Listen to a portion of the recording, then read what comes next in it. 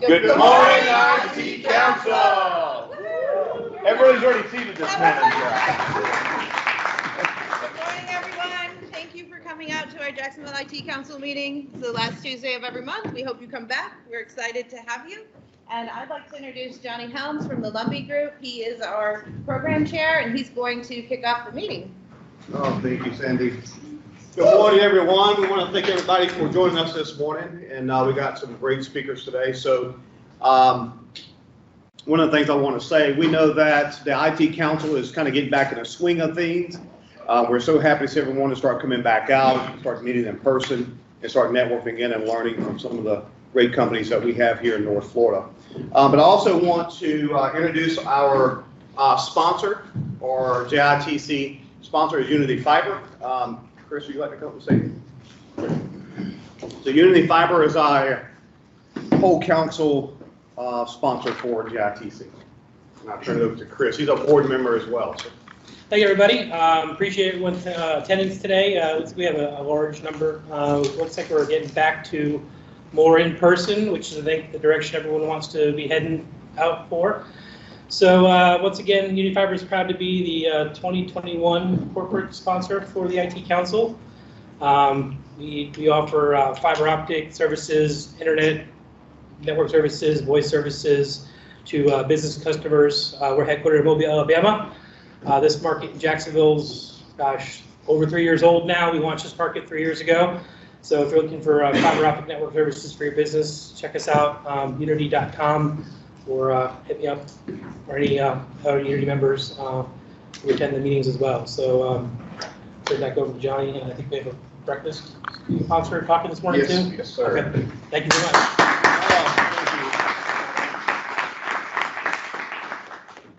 So we also have our breakfast sponsor this morning, which is a great university that's here local in Jacksonville. We have a very strong relationship with Kaiser University. And I'd like to bring up Lisa Marie and Mr. Francois from Kaiser University to share a little information about Kaiser University and the great things they have coming up in our breakfast sponsor. Thank you, Johnny. Appreciate it. So well to see you. Yes, ma'am. Well, good morning, everyone. It is so wonderful to be here. When I walked into the room or came early, I forgot how many of you that I know. And so it's so nice to reconnect in person with the IT professionals that run this city. And what you do each and every day is the backbone to all of our businesses here. A little bit about Kaiser University. I will try not to take up too much time because really the star of our show here for Kaiser University and what we offer in information technology is Dr. Francois and the program that he is running with the Masters in Information Technology Leadership, which we're really proud to run now here at Kaiser University. So the university has been a member of this community of the state of Florida for over 40 years. We've been here in Jacksonville for just under 20 years. And information technology is one of our strengths and our core of the students that we're putting out to serve each and every one of your businesses. Because we all know that it is IT that is the backbone of every business in this community. And so we have always had a strong presence. While small, we are mighty. For many of the folks who are in this room who served on our advisory board, first, a big thank you. A thank you to Johnny for continuing to be a partner and promoting Kaiser University. But you know, our advisory board members know, and to share with all of you, we're small but mighty. I have just under 1,000 students here in Jacksonville. We've got 20,000 statewide. And the information technology infrastructure of this community is very, very important to me.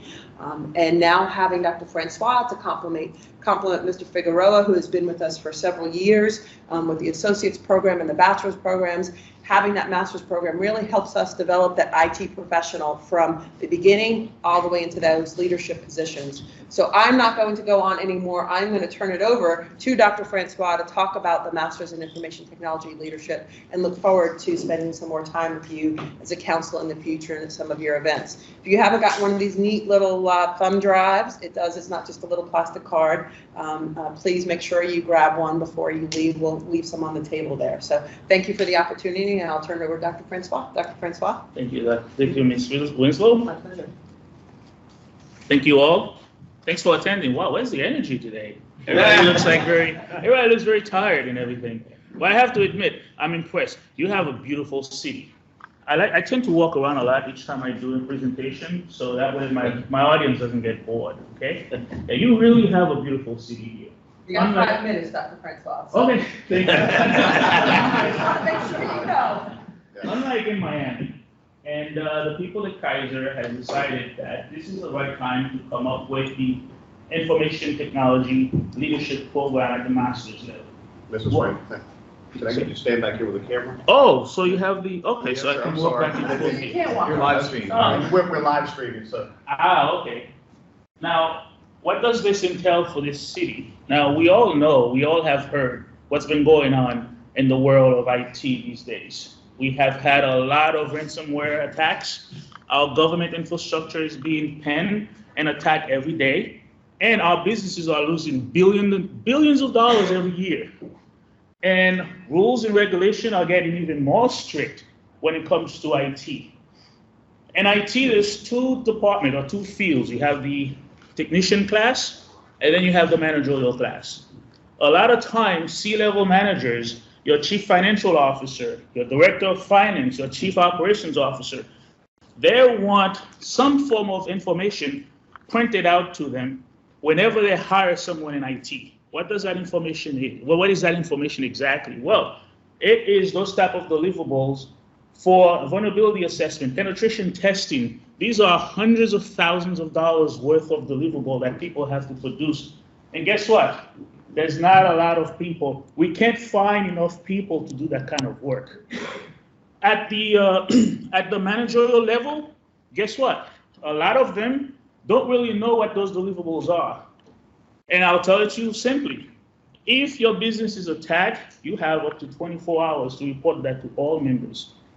Then you have to assemble a team of people to begin to understand how to mitigate from such attack. And they have to do a vulnerability assessment or penetration testing. But guess what? Most businesses only worry about when they're attacked. That's a $40 million fine in the United States. And if you have branches in Europe, each European country that touches your business will charge you another $20 million. So it's all translated to money and charge and the reputation of your business. So my vision to this program is to create C-level, senior level, upper management level technicians or managers who, let's say, already have their MBA. They want to get to know or learn the new things. A lot of people are trying to do it now. You got schools that are offering conjoint degrees. Other schools are offering what they call dual enrollment. And what Ms. Winslow and I were discussing is we want to serve especially the Jacksonville community. So that way, you know what type of deliverables you're looking for if there's an event of an attack. And let me tell you, some businesses may have to can branch out because they may have a department, and this is something many people don't know. Let's say you, sir, you have a business, you have a department, right? And your IT department is stellar. They're doing exactly what the deliverables that is needed. And you hire these people, you pay your money for that, but you can actually synchronize with the rest of the business to do what? To outsource these guys to another business because you know it very well. So at the project management level, you need to know what structure, what type of engineers you have in the IT department. So that way, if the need arises to outsource these people, you can. Now, the IT leadership is not just sitting down and talking about the program. I actually have had, I'm getting approval from Kaiser University to create leadership style of events. What does this mean? Well, just like here, you would come to an event, and how many of you need CEU credits? Raise your hand. CEU credits, one. You know how much that costs, right? You have a certificate from a body. Now you need to recertify yourself or show that you have 34 credits that is required to keep your certificate, right? We're going to have such event at Kaiser University for people like yourselves. And also curious people who wants to know what framework do we want to use? 1 minute. I have 1 minute. Okay, I have 1 minute to shut up. So, so you need to know the framework that you need. If let's say you are in a business, especially at your caliber, there are many other framework that you can begin to go to workshop and understand. ITIL, COBIT, right? NIST, if the organization is not making any money, right? And then of course you have your regulation. Regulation in California, Grand Leahy law, right? And then of course, I'm not sure if any one of you is in the energy sector. NERC is the framework that they use. CIP. Guess what happened the other day? Attacks. Now they're going to revive that framework, and it's going to be transferred to a lot of money. So I'd like to say you have a beautiful city. I'd like to work with each and every one of you, know you by names. And thank you for welcoming me to your city. And I'm gonna leave my card later on today. We're going to exchange information so that way I can put you in the loop or in the no email. That way we can talk, okay? Thank you so much for your time.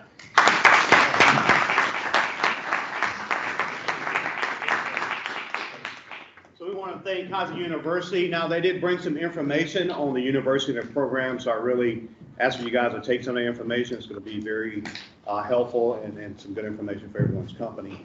So next we have up is our main speaker, and I think you guys are really going to like this subject. It's password protection.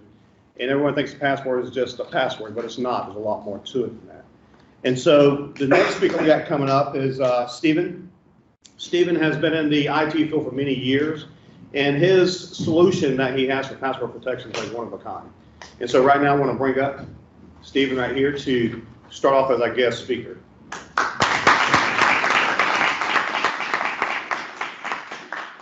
Good morning, everybody. How's everybody feeling today? Good. Yeah, there we go. There's that energy. All right, I appreciate that. Appreciate that. So yeah, I'll tell you guys a little bit about myself. Let's see if this clicker works. Yeah. Okay. So my name's Steve Giovanni. As Johnny mentioned, I have been in the IT field for many years, over 20 years, all here in Northeast Florida. In fact, my family has lived in St. Augustine for generations, so I'm a true Northeast Floridian, and been to sort of dovetail off of what Dr. Francois was talking about. I've always seen those two tracks he mentioned, right? The technician and then the managerial. So I've been in management. I've been an executive now for going on a decade. But I came up through the ranks. I started in more of a like service desk type role, went up through like network engineer, systems engineer, IT director, and really climbed the ranks. And so it really resonated with me what he was talking about in terms of having sort of both sides, having the technical understanding to be able to execute at a leadership level. So that's what I try to bring to any talks I give. I've been blessed to have a really great career working with a lot of the top minds here in Jacksonville currently. I work at Gottlieb, and my boss is Craig Pachanik. He's our CIO. He's actually a featured speaker. He's been a featured speaker at the Tech Coast Conference before, so some of you may be familiar with him as well. So today, we're going to talk about passwords, but I gave a little bit about my background because I want to set the expectation. I want to set the bar low. I'm no expert. I'm not an expert. I am not a security professional. I'm an IT executive here in Jacksonville. That's all it is. But I wanted to take some time today to talk to everybody about passwordless and why passwords are no longer the answer. So first, let's talk about why. Let's start by saying, I'm a big believer that you always have to say, what problem are we trying to fix?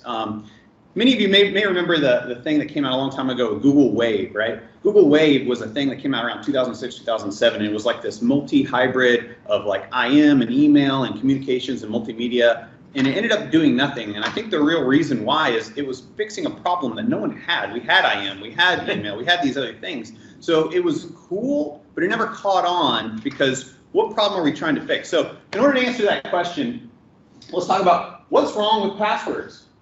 Why not stick with the old standard? What's wrong, Steve? What are we trying to fix here?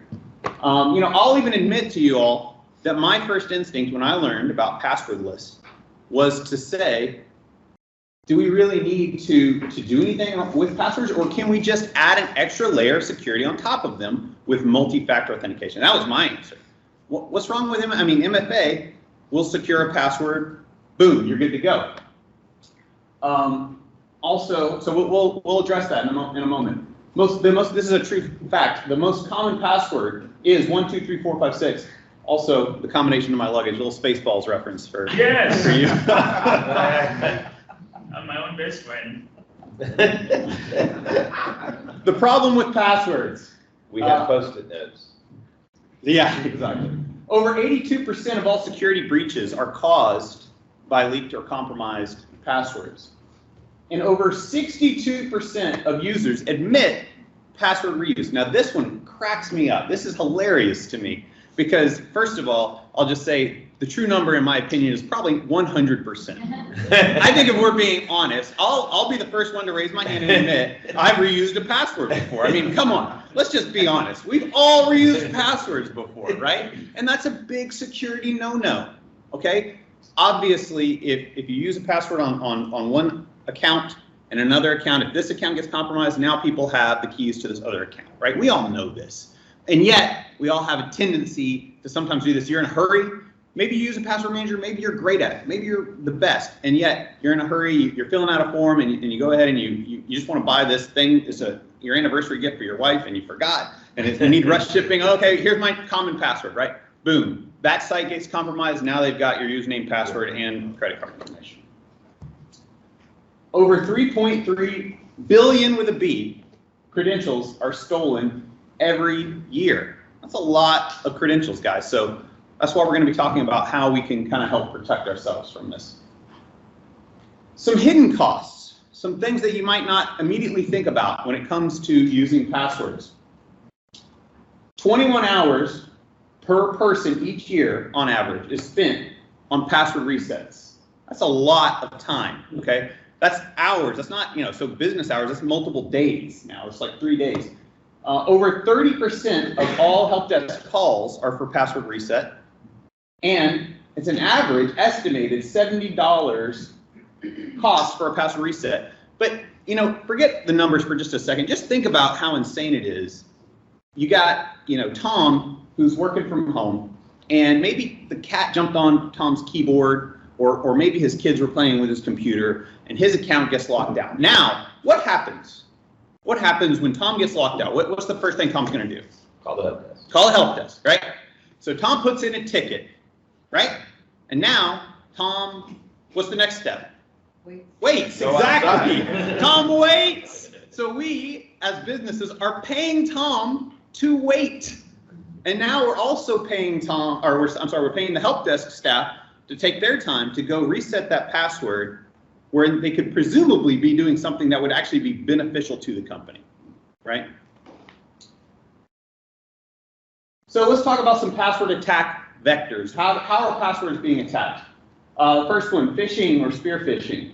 So the attacker actually gets the password from the user. You guys all know this. You get an email in your mailbox, and it says something like your invoice is past due. And why do they do that? Because it strikes that note of urgency inside of all of us, right? Oh my gosh, did I forget to pay the bill? Oh man, I'm going to be in so much trouble. Don't click on the PDF before you stop to think. Boop. There it is. That's all it takes sometimes, guys, is a voicemail that you've missed. And you think, oh, that number looks kind of familiar. Our brains aren't really great at dealing with numbers. That number looks familiar. It's got a 904 area code. Let me listen to this WAV file. Whoop! There it is. That's all it takes. So spear phishing, keyloggers, where the attacker actually captures your password. Now, I know at least somebody in the room or on our telecast here is thinking to themselves, man, I've got the best AV solution out there. There's no way a keylogger is getting past my, maybe you're using a next-gen AI driven like a Sentinel-1 or a Cylance or something like that. Bully for you, that's awesome, very cool stuff. What about hardware keyloggers? There are physical devices you can put in line in the back of the computer before the keyboard, undetectable to the OS, right? So, yes, it would have to be an inside job, but yeah, attackers can definitely capture it. They slip it into the CEO's computer, and they wait a couple days, take it back, and now they've got the CEO's credentials. They could bring the company to its knees. with something as simple as that. Local discovery, sticky notes, which we saw earlier, right? And or dumpster diving. By the way, I want to key on this for a second. A lot of times people will think, oh, we can manage the problem of passwords being a problem. We've established that passwords are a problem. We're going to manage the problem of passwords by just rotating them and having complex passwords. Well, guess what? Now you have literally incentivized your users to write them down, because people aren't going to, I mean, your average IT or your average information worker is not going to be able to remember a new complex password every 30 days. They're just not. Yeah. Yeah. So think about what you're incentivizing that user to do. Oh, I'm going to write it down. I'm going to put it on my keyboard, right? Well, now it's very easily discoverable. Password spread. So that is, if you're not familiar with that term, that's trying a password on multiple different accounts, right? Now this one's really interesting, guys, because this one is very hard to detect from a security perspective. We have all these fancy tools nowadays, SIMs and log analytics and trending analyses, but those tools are mostly designed to look for patterns for things like looking through your logs for things like one account that's being tried a bunch of different passwords, right? They're not good at finding when one password, 123456, or password 123, or welcome 123, something like that, across a bunch of different accounts. Why? Why not? Because that's exactly what your normal user behavior looks like. You normally get users messing up their, we all fat figure our password every day, right? So from a logging and analytics perspective, it's very difficult to detect a password spread. So keep that in mind. And then lastly, brute force, which I think you all are familiar with. That's just trying every conceivable password. This one's also interesting to me because in the age of the cloud that we are in, you know, it's one of the cons to being in the cloud is that you typically, most services that are born in the cloud don't have a lockout. And that's by design, because if you do, somebody could just DDoS somebody all day long. In other words, I don't like Johnny, I'm going to keep trying to log in, and Johnny has a funny joke every hour to lock him out of his account because it's open to the world, right? So by leaving it open to the sense of as many password attempts as you want, now you get to the flip side of you can open yourselves up for brute forces. So let's talk about MFA. I mentioned earlier, why not just lock things down with MFA? So MFA to save the day, yay, but also nay. Yay! Multi-factor authentication dramatically increases security. Awesome, that's good stuff. The rate of compromise of accounts using any type of MFA is currently less than 0.1% of the general population. That's fantastic, right? So that's good stuff. Now, why nay? You may still have many of the issues we mentioned previously unless you completely eliminate passwords. Why? Because attackers can still capture your password through phishing or local discovery or spray or brute force, and then use it elsewhere. Remember, we talked earlier about you get your credentials from here and try them other places, right? So, for example, you get somebody's password through a password spray, and then you start trying it on other accounts that you can find through social media and whatnot, and now you can start to get into their lives. And remember, most people admit to reusing passwords. So now let's get into the meat of it. What is Passwordless? Well, Passwordless is a high security, convenient implementation of multi-factor authentication with a combination of a hardware authenticator and user PIN. So we'll dive into this a little bit more, but first, look at this chart courtesy of Microsoft. You got inconvenient on the left, convenient on the right. So we'll start, and then more security as you go up the scale. So on the left, you have passwords plus two-factor authentication. So it is higher security, like we talked about, but it's also more inconvenient. Users, when surveyed, have said that they don't like having to remember their password and do another entry on top of that, like get a text message, enter your code, whatever. Passwordless authentication, well, so passwords obviously they're convenient, but they're much lower security, and then passwordless is both convenient and high security. So how does it work? The first step is the user begins the sign-in process. They go to maybe a website and they start to log in. Step 2 is the user is prompted for MFA options such as a FIDO2 key, which we'll talk about more in a moment, the FIDO2 key PIN, or an authenticator app approval. So I got a picture up here. of the Microsoft Authenticator. There's multiple ones out there, but they're fantastic apps available freely on the marketplaces of iOS, Android, and you can go in and set up your accounts for authentication codes. Step 3, confirmation is sent from the end user device to the application, and then the session is authenticated and the user gains access successfully. Let's talk for a moment about pins. Some of you may be thinking, well, Steve, you just mentioned pins. How are pins any better than passwords? In fact, pins are typically shorter and all numerical, whereas passwords are combination and longer, right? So why are you preaching about pins? Well, there's 3 reasons why pin's better than password. Number 1, the pin is tied to the device, okay? Number 2, the pin is local to the device. Okay, now this is actually the most important one. The pin is local to the device. What I mean by that is, if you have a hardware token, like a FIDO2 key, that pin is tied to that individual device and never is your pin transmitted over the network. So the difference between a password and a pin is, what you're doing with a FIDO2 key is your certificate of your credentials of who you are lives on that thing. Think of it just like a USB key, okay? You have a USB key, let's just call it for a second for simplification, and you have a certificate on there that says, I am Steve Giovanni, okay? In order to use that certificate, you don't want to just have the certificate on there, because then if anybody finds it, they can use your credentials, so you lock it down with a pin. Now, when I put in my PIN, it unlocks the ability to use that that certificate to authenticate. But what it doesn't do is transmit that PIN over the network, unlike passwords. Passwords obviously has to send it to the server to make sure it matches what is on the other side. So now you have, and with a password scenario, it could be intercepted locally, in transit, or on the destination side. So it's really sort of 3 places. Here, it can't really be, if somebody gets my PIN, they just have my PIN, they don't have my certificate, my hardware token. If somebody gets my hardware token, they don't have my PIN, right? Is that the same as the ATM card? Exactly like an ATM card. Yeah, I was actually going to use that analogy, but yes, just like an ATM card, same thing with a FIDO2 key. And the PIN is backed by hardware. So FIDO2 keys and TPM, Trusted Platform Module processors and computers, they have cryptographic processors in them that are built for cryptography operations. So this talk's really supposed to be kind of hardware agnostic, but I did want to give a quick plug to YubiKeys. So these are the FIDO2 keys that I use and recommend highly.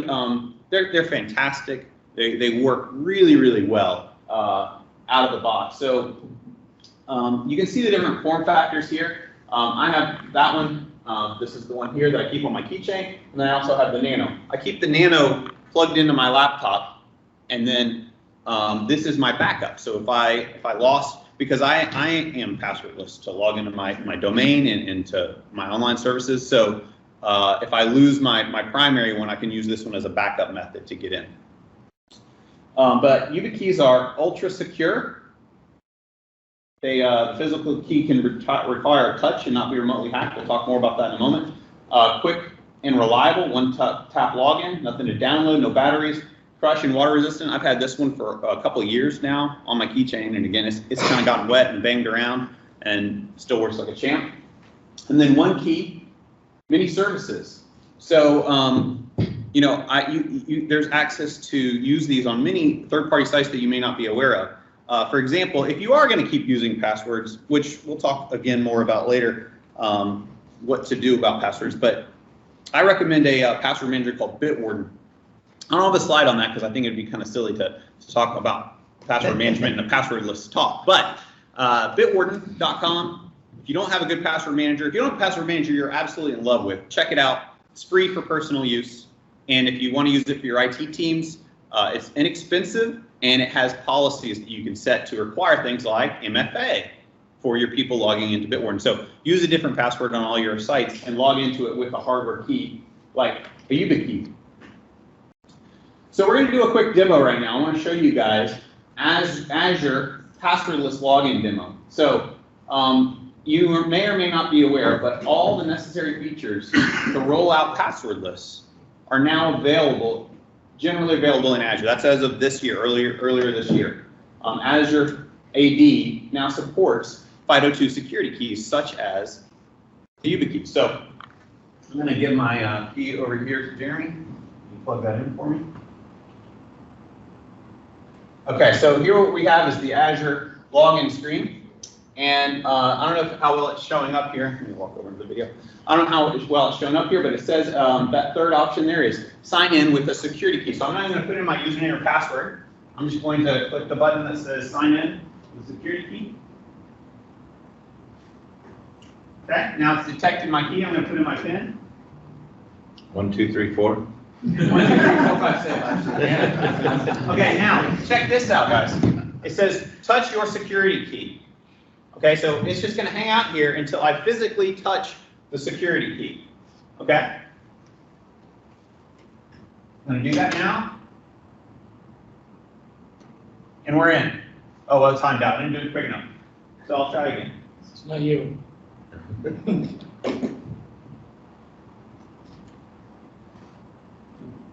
Okay, I touched it. So why did it require me to touch it? 2-factor. So, yeah, you can switch back. I'll come back to this in a second, so don't close it this way. So why did it require me to touch it?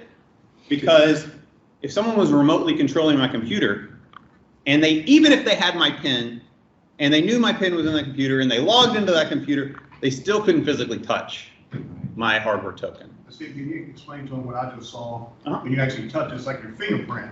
So it's like scanning your fingerprint on the drive.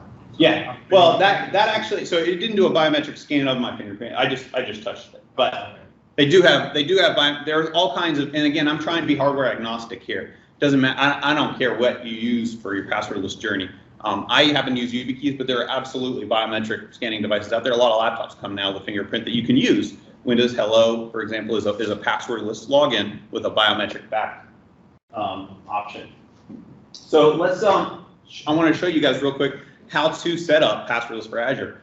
Most businesses nowadays have at least some Azure presence. So what we're going to do is look at how you do this. So first you go into Azure Active Directory, and then you go to Security, Authentication Methods, and then you can choose your authentication method. So let's flip back over to that Chrome. So we're going to go here just to Azure Active Directory, and then Security, and then Authentication Methods. And you'll see here, there's several different options, but right there at the top, there's FIDO2 security key, and then there's also the Microsoft Authenticator app, okay? So what I have it set up right now for my organization is I have our IT group is required to use a FIDO2 security key, the admins, the people who have access to actually do stuff in Azure. They have to use a hardware token. And then our users can use, and you can see there it says all users, they can use Microsoft Authenticator app to log into their Azure services like Office 365 email, right? You switch back to okay. So that's how you guys can set up passwords for Azure. Again, that's at no additional charge, and the features are generally available for everyone. So let's talk a little bit about case studies. Google is on the journey to passwordless. In fact, just over 2 years ago, Google published the results of their internal implementation of a FIDO2 security key. So they actually came up with their own security key. It's called the Titan security key, and they rolled that out for their employees. And while they haven't gone complete passwordless, yes, they're on that journey. And since they have done this, there's not been a single successful phishing attack against their over 85,000 employees since requiring the use of physical security keys. That's pretty fascinating. Secondly, eBay has actually gone full passwordless now. So they had chosen, again, a FIDO2 security key. And when a normal user logs in, eBay detects whether or not their device supports FIDO2. And if so, the user receives a pop-up asking if they'd like to enroll in passwordless authentication. And if they opt in, they can use the fingerprint biometric or facial scan, and it's automatically enrolled the next time. All they do is present their biometric, no password is needed. 100% passwordless login for eBay. So, in summary, passwordless is the future. Will your company be left behind? Usernames and passwords are quickly becoming a thing of the past. This is really a technology from the 60s, right? That's how long does stuff last in IT? Not that long, right? Now, I mentioned earlier I was going to come back to this topic about passwords being around. So I want to make sure we clear up one misconception. Somebody may say, oh, well, you know what, Steve? Yeah, all this sounds great, but passwords are going to be around for a long time. There's going to be sites out there that use passwords. Absolutely. Of course there are. But why would you hold yourself back? Why would you hold the security of your company or your personal security behind when you know better? Right? So, yes, there will be passwords out there. Manage them with Bitwarden, okay? But for your company's security, consider going passwordless. By removing usernames and passwords from the user experience, organizations can achieve enhanced security while making authentication faster and simpler for your users. It's really a win-win. Your users are going to like it better. You're going to have less downtime, like we talked about, and higher security. You're going to help protect your organization. That's it, and I'll take some time now to get some questions. Alex. So, I mean, you can never spend too much money in security, especially these days, but just curious, the keys, what's the cost of those keys? Great question. So the question for our online users is how much do the security keys cost? So the YubiKeys are somewhere between $45 to $50 per device, per key. So, you know, fairly reasonable, I think, considering what you're getting for that. I have dozens of suppliers that require me to log into their websites to get information. I've got a database, an access database. I've got password protected. It has literally a couple hundred user IDs and passwords. How do I get rid of all that stuff and go passwordless? I don't have control over any of those other systems at all. So great question. Question is, you know, I'm required by my job to have a bunch of passwords out there. I don't control those third-party systems. How can I go passwordless? And the answer is you're right. You're absolutely right. You can.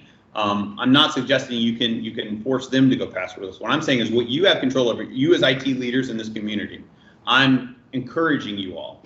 This is a call to action for you guys to consider making your company's journey towards passwordless. And it doesn't have to be an overnight thing. That's the beauty. In fact, those YubiKeys also double as smart cards. So smart cards are very mature technology, over 20 years old. Okay, and back in the day, you had to have a smart card reader, and then you had a smart card, and you plug the card into the reader. Nowadays, it's all in one little USB. It looked like a little thumb drive, right? It's a smart card reader and a smart card in one. That's a very old technology that is very proven inside of like Microsoft Azure. Active Directory. Back to your question, I just recommend get them out of an access database. I'd say put them into a Bitwarden vault. It's a open source encrypted vault. And at least that way you can make sure that they are all, it has things built into it like password generators to at least make a complex password, and it can scan your passwords for known compromised passwords as well. So at least it can help you on that security journey. So many of the softwares I sell limit the ability to use a USB device. So how does the smart, so if I'm limiting USB, do you have to open that up, or is there a way for the smart card for the computer and the software to recognize this is a YubiKey, this great is question. Downloadable thing? Yeah, so that's a great question. The question was, if anybody didn't hear it online, if we're blocking USB removable media, will that conflict with the YubiKey hardware token? And the answer is no. I can tell you, we at my company are blocking removable media. We're in the healthcare space, so we absolutely have to worry about that from a HIPAA compliance standpoint. And it's smart. The system's smart enough to notice the difference between. I use the analogy of a USB key because it helps us understand it. Like it's just a USB key with a certificate on it. But behind the scenes, it's actually very different from a technical perspective, and it does recognize the difference.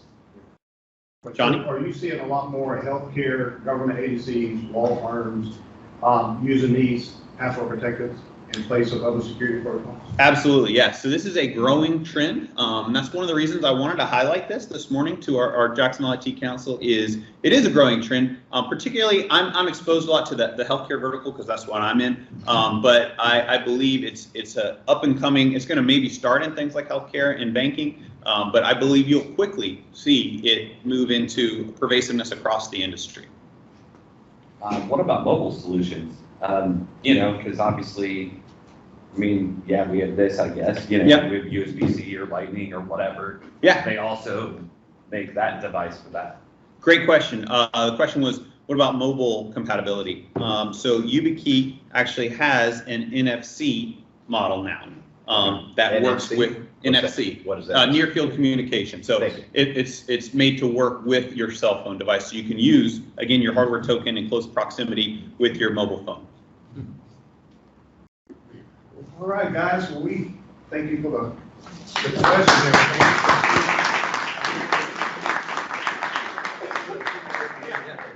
So I hope you guys learned something from this. I thought the password protection information is such critical information that affects all of us, no matter what type of industry that you're in. So I just, thanks Steve for presenting that. Yeah, it's my pleasure. Honored to be here. Thanks, Steve. Great job. So everyone, thank you again for coming. I'd like to just say once again, thank you, Steve, Giovanni with Gottlieb. Awesome presentation. Learned a lot. That's awesome. So we have some closing remarks. I'd like to bring up some of our committee chairs to talk about our upcoming events. First, I'd like to ask Mark Aston to tell us about our happy hour that's coming up. So, well, I noticed the date on the slide was Tuesday, July 8th.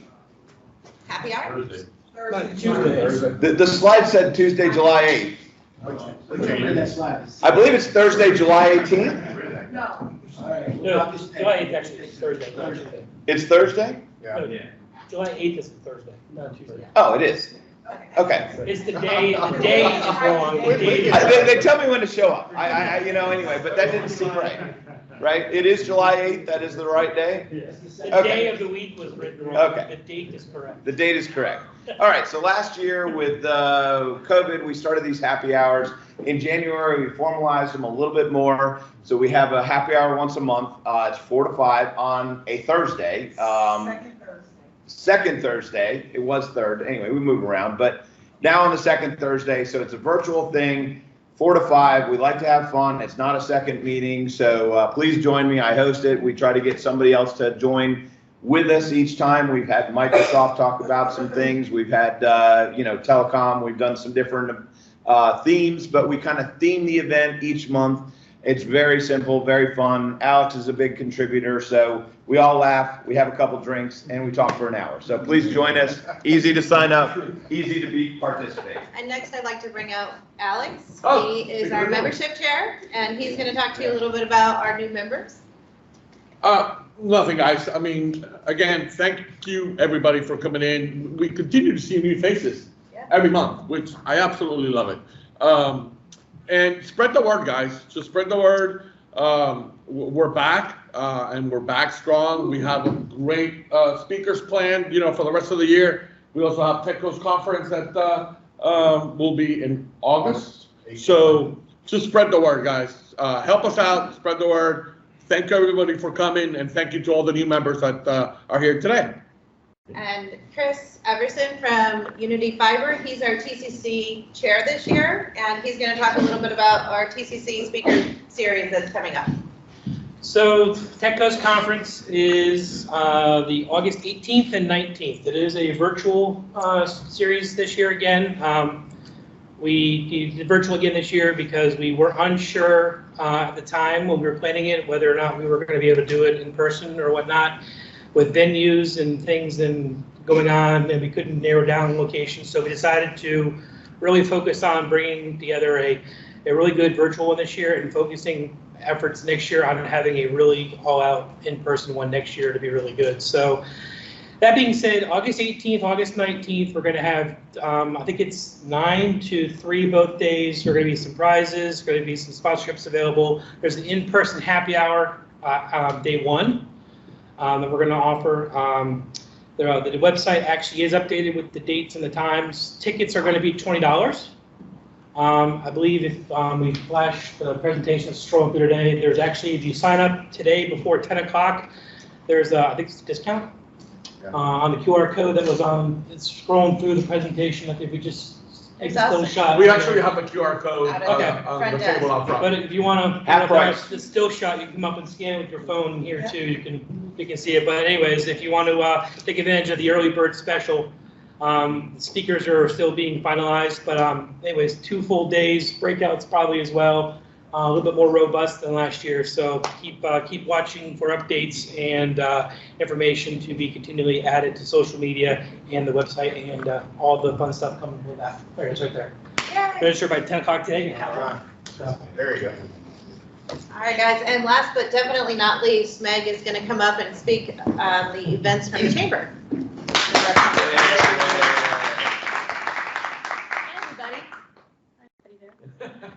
So this is more housekeeping items from the chamber. If I had flow chart behind me, it would go like this. Is my company a chamber member? If no, talk to Meg. If yes, you move forward. Now, all employees of that company are eligible to join the IT council. It's set up on an individual basis, and it's like Meg planting my flag in the IT council. It's $35, it runs for 1 year, and now you will be admitted to all meetings for free. You'll be listed on the roster for extra visibility, and you'll receive ongoing correspondence from the council. And if in doubt, talk to Meg. Third part of the flow chart is, now I'm an IT council member. Have I registered for the next meeting? If no, go online to the Jax Chamber website, and please register for us. If yes, then we look forward to seeing you, because we will pull a registration list and allow for a smooth entry at our meeting. So, thank you very much. Very nice. Any other events coming up? Lisa has a question. Meg. Well, actually, just to support Meg and the chamber, any organization that is a member of the chamber, their employees are eligible for up to a 45% scholarship off of tuition at Kaiser University. Oh, excellent. Scholarship? Wait, where's Mike? Yeah, where's Mike Russo? He's like, wait, put me on the spot. There you go. Scholarships, tell us about the scholarships. Our council membership allows you to have, so I'll let Mike talk about it. Sorry. Go ahead, Come on Mike. up, Mike. So Mike handles our scholarship for the JITC, and the money that we raise to go towards the scholarship for students and things here in Jacksonville, Florida. But here's the man of valor. Thank you, John. All right, so clarification, it is not a scholarship, it is a membership grant. I'm sorry. We do have a scholarship and it's tied in with the TCC. I'll give that spotlight back to that group, which is also a wonderful cause, and we've been giving it away now for 4 years. But our membership grant is designed for your support, the members of the IT council. Our goal is to give away 2 a year, a maximum of $500, one in the spring, one in the fall. These grants can be used to attend a conference, to achieve a certification, to apply to tuition to Kaiser or any other educational institute that you're a part of. Whether you're getting your A+ or your master's degree, it doesn't matter to us. We just want to see how you use it to apply to a technical focus of sorts. And again, everybody is eligible. So you can actually check it out. It's we've got a main drop-down menu on our website for the IT Council. And I highly encourage you guys to take advantage of it. It's just that plain and simple. Yeah. Thank you. All right, guys. Now's the time. We can network again. Yeah, one more thing. I want to thank Kaiser University again for being our breakfast sponsor. Please stop by their table, pick up some of the brochures, and share some of the information they have on IT security and many other programs they have in a master's program, that they have going on. And then also, once again, we want to thank Unity Fiber. We want to thank our Small Business Leader of the Year, Wendy Norfleet. And please sign up for the happy hour and sign up for the Tech Coast Conference that's coming up in August. You don't want to miss that. It's been great every year. Do we know where the happy hour is going to be yet? Manifest Distillery. So that will be an in-person drinking association fun activity. We will give you food. Yeah, food. We're gonna have food there as well. Food and entertainment, I believe we should have as well. Yes, a little snacks. So we want to thank everyone for coming out. We hope to see you guys next month. Please bring a guest with you, and everybody get up and network and enjoy yourself. Thank you guys.